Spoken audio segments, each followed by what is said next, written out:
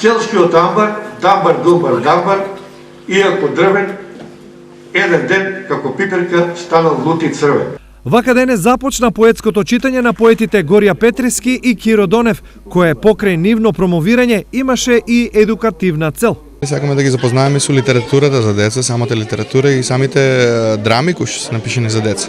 Посебно фасцинира фактот што Горјан Петревски е најомилениот, најчитаниот автор на романи. А вториот факт што е фасцинантен е тоа што Киро Донев како автор за деца на поезија и проза е преведуван на повеќе светски јазици. Овој настан има големо значење за сите посетители, но особено за најмладите за кого е и наменет. Може да научиме нешто ново. Многу е важно да се биде нови настани и да се учествува, бидејќи ќе научиме многу повеќе за авторите. Ова придонесува поголемо запознавање со сите македонски поети, како и будење на чувството на љубов кон книгата. Во ова брзо време, децата кога немаат навика за читање лектири, многу е важно да знаат за македонскиот литературен јазик, за писателите, за нивните дела.